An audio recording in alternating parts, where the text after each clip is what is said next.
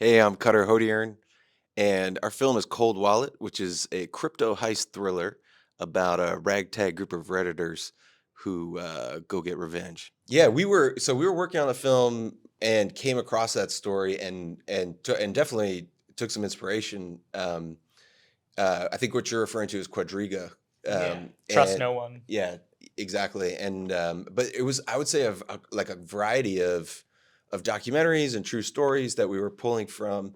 I mean, one really interesting story is that literally in the middle of our production, there was a like three Dude, yeah. assailants showed up at Sam Bankman-Fried's parents' house and tried to get in. They were averted, but it was one of these like life imitate or art imitating life imitating art situations. But it was one of like a series of pretty bizarre coincidences like that. So I think it was felt right that we were tackling this stuff. Like back during the sort of the GameStop AMC meme coin fiasco, that was I got into it. I totally became enamored with these characters and who was doing this, and I even was a co-producer on a documentary called "This Is Not Financial Advice," which is kind of follow some characters in that world who have pretty serious ups and downs, and I think it was just from that kind of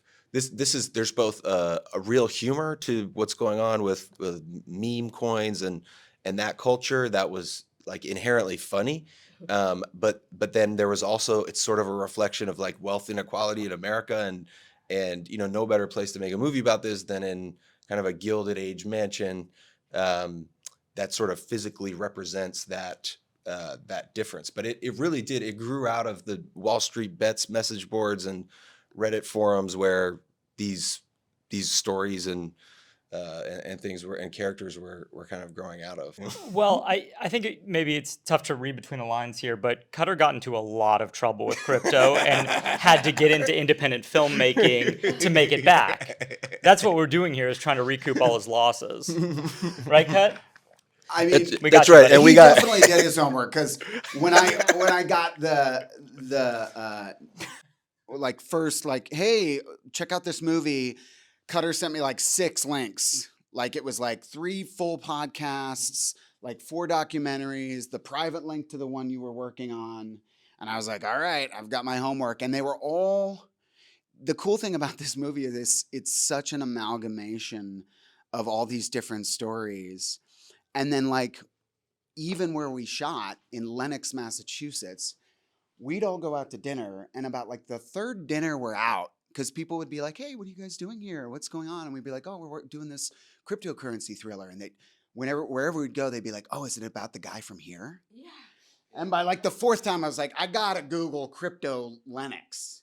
And so we did, and we found out that Sam Bankman-Fried's partner is from Lenox, Massachusetts, and bought all the restaurants there, put like $8 million into this little town that he grew up in, but like that's kind of it.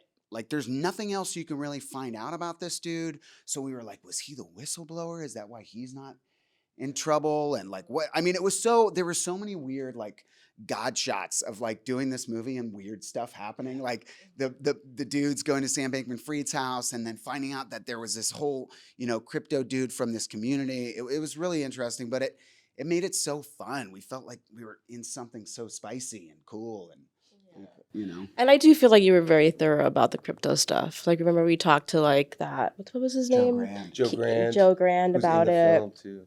And like Eva, she's like the hacker. She's the most knowledgeable one of crypto. Like my brain was like scrambling by the end. Like there's It was. so many terms, and you need to be accurate because that world is so specific. And I feel really proud of it in that way that we were like very True. true to the world and vocabulary.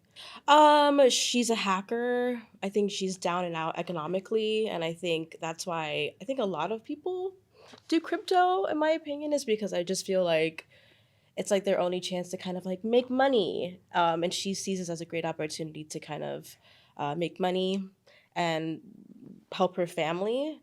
And she's duped. And so she, along with these guys, decides to just go back and get their money themselves because no one's going to do it for them. So She's also a Yeah. badass. Like She she's is. like She's definitely like out of the is. trio. She's definitely the baddest. And Yeah. definitely like not like baddest, but I mean she's just like fearless and like, all right, Yeah. full steam ahead. I say For she's the sure. boss. And Dom, yeah, Dom. Oh, poor guy. I Oh just no, like I love him. he's a sweetheart. You know what I mean? I think Oh, he's I love him. kind of fallen into this whole Rogan Huberman. He's in this jujitsu, but like in his core, he probably just like wants to be at home watching like the OG Teenage Mutant Ninja Turtles movie, like on just like on repeat. You're right. I mean, like, and I think he didn't have a brother. He grew up like a single child, and Billy's like his brother, and just like ride or die, dude. Like that's I think he probably lacks a father figure, and so Billy kind of fits into that world too. And I think he has this whole game plan of like I'm just gonna be this like spiritual, sweet being, but I'm also jujitsu and trained and nothing is going according to plan for him.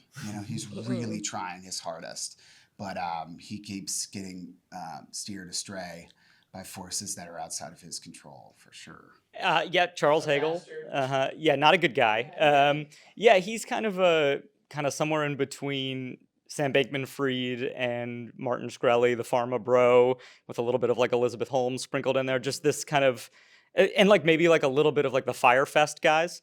Yes. Just like we talked a lot about this character being a little bit of a wolf in sheep's clothing, which I think so much of the tech industry kind of has turned out to be, right? We've got these like nerdy underdog type characters who are suddenly coming with their brilliant ideas to save us all, and then they suddenly become billionaires, and apparently when you make your second billion you're like a little bit of a less good person. I guess something happens. I'm not sure what the connection is.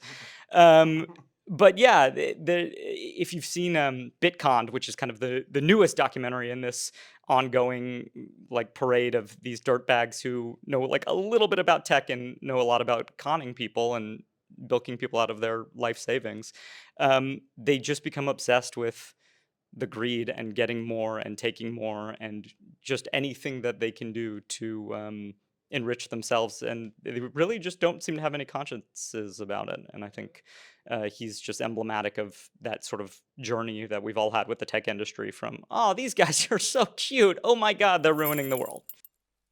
This is the mind of Craig Mazin. What can I tell you? I saw Craig recently, and he said, we were talking with him, and my wife goes, so Josh's parents are really excited for how he comes back in the second season. And Craig just goes, nope. Because it was in the 70s, so it really, It's so iconic. We can like do a flashback. I mean, look, if everybody can become reanimated, I guess it doesn't matter how dead his dead body is. I was just curious if he became the zombie or whatever. That would be great. This is If you could send Craig an email, that would be great on my behalf. Okay. Yeah, I mean that's Crushed honestly it. that's one of the things that I would say like for the film that I feel so proud of is Josh Brenner playing a villain and really bringing out this sort of the nuance of like a maniacal, what ultimately ends up being, somebody who, well, I don't want to give anything away, but gets a little testy, and and and I think like we were always seeing his character as like a representation of capitalism. Like he lures you in and makes it fun and warm and welcoming, and then might be hunting you down in the end. So yeah, I'm really proud of Josh pulling off this villain so incredibly well. I love you, Cutter, dude. I don't want to give anything away, but Josh's character is a little testy. Sorry, spoiled it for everyone.